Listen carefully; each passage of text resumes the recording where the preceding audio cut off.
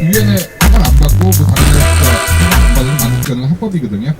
그런 차원에서 붙인 건데, 이게 전쟁이라고 하는 당사자가 있는 그 상대국이 있는 그런 과정이기 때문에 이 깃발을 다는 게 문제가 있다라고 해서 문제 제기를 하니까는 미국에서 당시에 이제 그 유엔 사무총장한테 우리가 그 전쟁에서 그 구별을 위해서 이 깃발을 다니까는 이 깃발 다는 거에 대해서 인정을 해달라고 그 사무총장한테 다시 소원을 한 겁니다. 그래서 사무총장이 그거를 인지를 하고, 당시만 해도 이제 미국 주도의 유엔이었기 때문에 유엔 사무총장이 미국의 말에 하고 사후 승인을 해준 겁니다. 사후 승인을 하고 그걸 법적으로 처리를 했어요. 그래서 합법이 돼버린 겁니다. 이게 깃발을 다는 게. 그러다 보니까 이제 사람들이 헷갈리는데, 미국조차도 유엔이라고 쓰고 그 행사를 하는 게 유엔이라고 하는 이름을 달고 활동을 하면서 생기는 이득이 있습니다. 그 미군으로 해서 그 영어로 얘기하는 게 조금 더 그 이해가 쉬우니까, 유니파이드 커맨드 언더 더 US로 활동하는 거하고 유나이티드 네이션스 커맨드로 활동하는 거하고 이 어떤 차이가 생기냐면은, 국제연합군 유나이티드 네이션스 커맨드로 활동을 할 경우에 뭐가 있냐면, 유엔이라고 하는 건 2차 세계대전 이후에 그 승전국들이 건립을 한 거고, 패전국에 대한 패전 처리를 논의를 했기 때문에 당시 패전국이었던 일본에 유엔의 그 지부가 있었습니다. 그래서 유엔군으로 활동하면 유엔이 그 패전국 처리를 위해서 있는 일본 내에 있는 모든 기지들을 유엔군 관할로 그 아래로 둘 수가 있는 거죠. 그래서 일본에 있는 모든 기지 그 공장들을 군수 공장으로 다 돌릴 수 있는 겁니다. 유엔군으로 했을 경우에. 그리고 또 한 가지는 거기에 주둔해 있는 유엔군 기지를 그 미국 기지로 바꿀 수가 있는 그 방법이 생기고, 또 한 가지는 뭐가 있냐면, 일본에는 군대가 없죠. 군대가 없고 그냥 그 자위대라고 하는 그 군대 준하는 그런 부대가 있는데, 일본의 자위대도 유엔 관할에 있기 때문에 패전국 처리에서 만들어진 거기 때문에 그 일본의 자위대를 한반도에 유사시에 전쟁이 나면은 자위대를 한반도에 파병할 수 있는 권한이 생깁니다. 근데 미군일 경우는 그 권한이 안 생기는 거예요. 그리고 또 한 가지는, 만약에 북한 지역에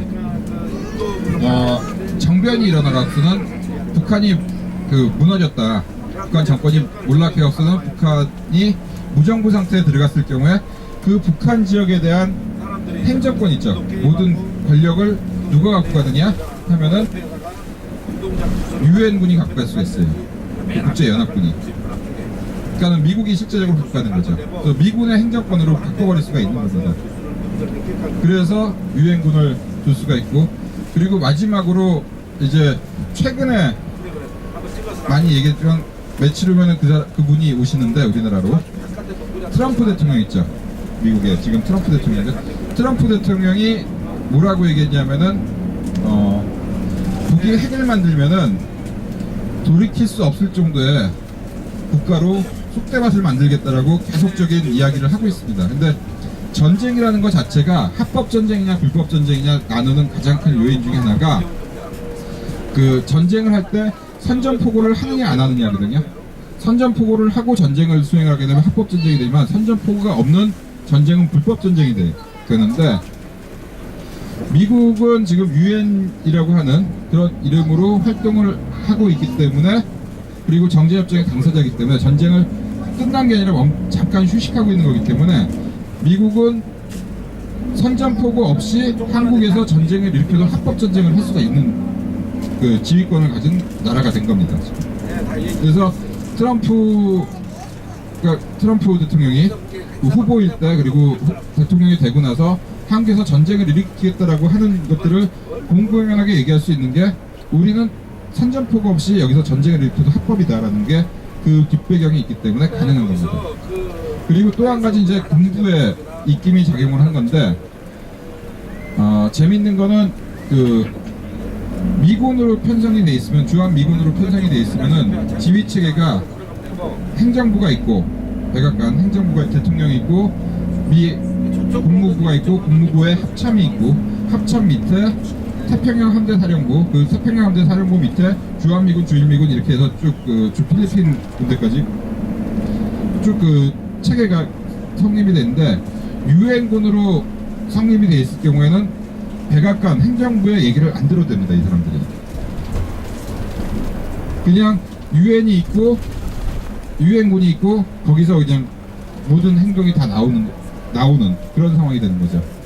근데 재밌는 거는 그 지금 유엔군 사령관은 주한미군 사령관이 겸직을 하고 있는데 이 사람의 지위는 미군 체계로 보면은 백악관 밑에 백악관 행정부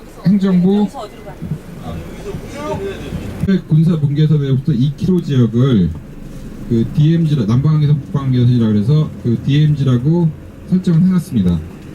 그렇게 설정을 해놨는데 당시 그 통일대교입니다.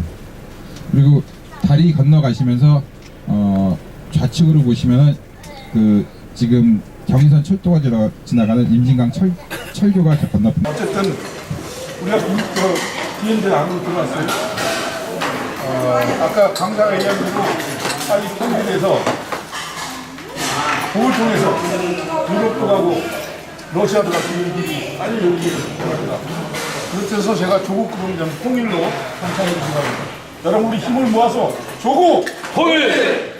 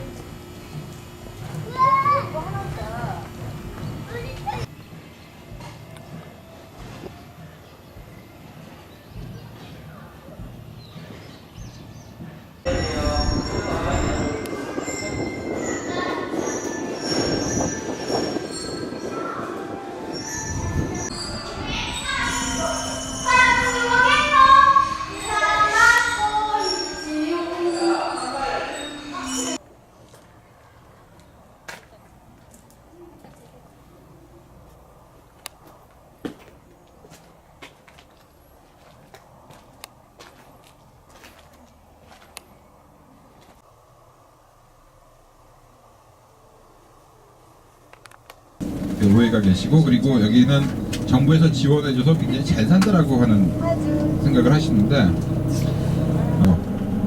그래서 지뢰밭이라고 하는 게 지뢰가 있는지 없는지 확인이 안 된 곳을 지뢰밭이라고 하거든요.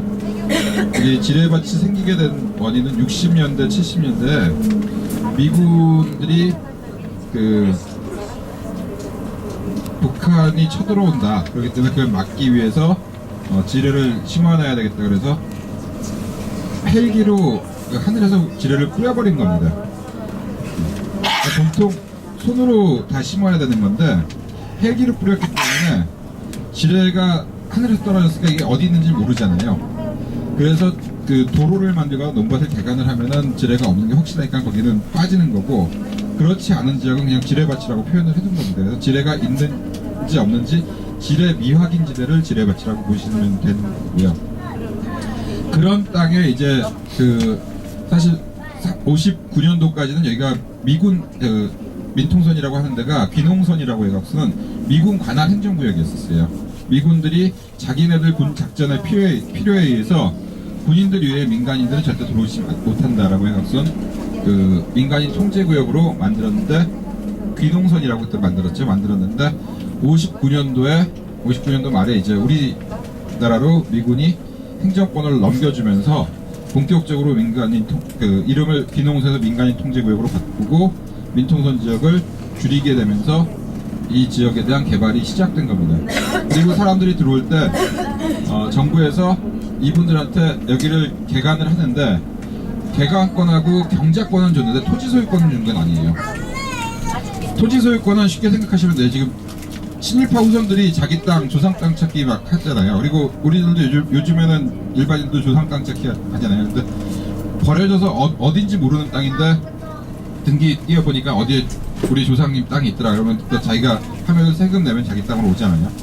그렇기 때문에 여기 지역들도 마찬가지로 경작권은 줄 수 있지만 소유권을 줄 수가 없으니까 경작권만 정부에서 준 겁니다. 그래서 이분들이 와갖고서는 오게 된 계기는 이제 다른 데서 살 수가 없기 때문에 사실 밀려 온 거예요, 이분들이.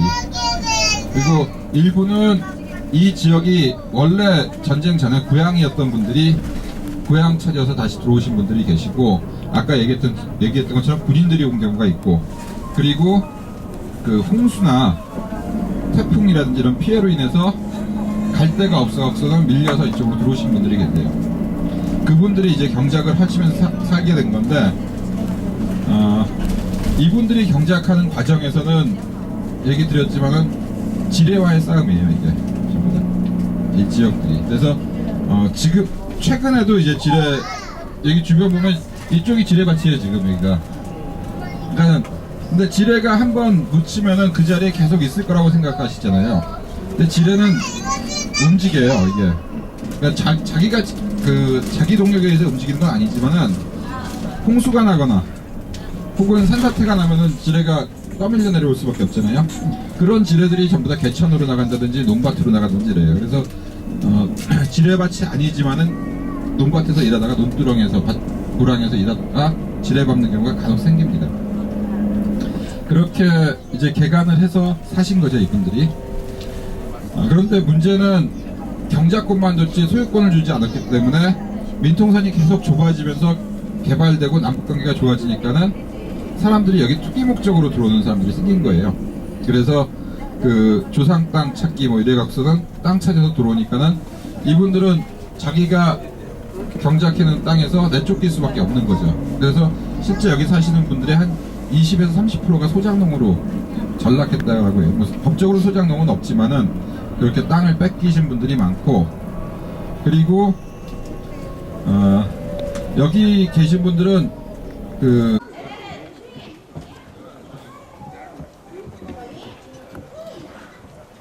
오해되는 것 중에 하나가 개성공단에 한 사람당 월급 얼마인지 얘기해 주셨죠?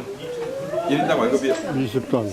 예? 20달러. 20달러보다 좀 많은 거라 알겠는데 50불이에요. 50달러.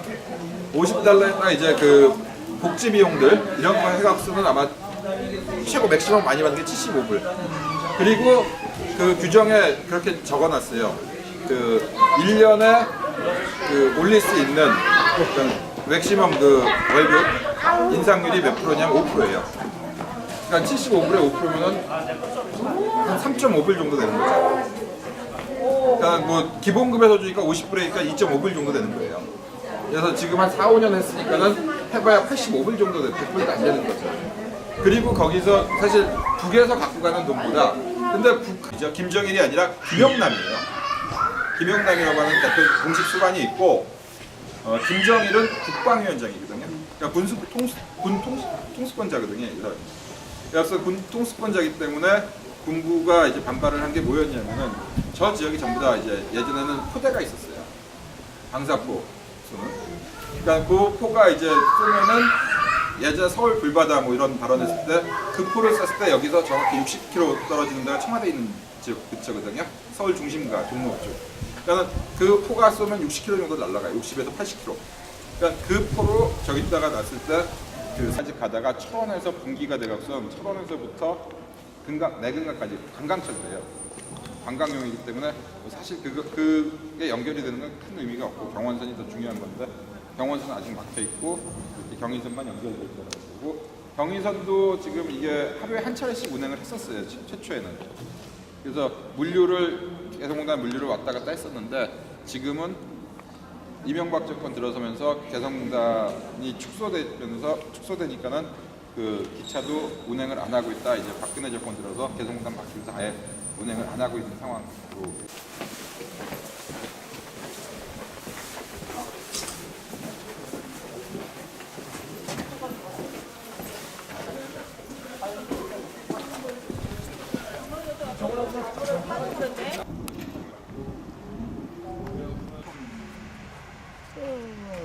이거 안 되잖아요, 이거.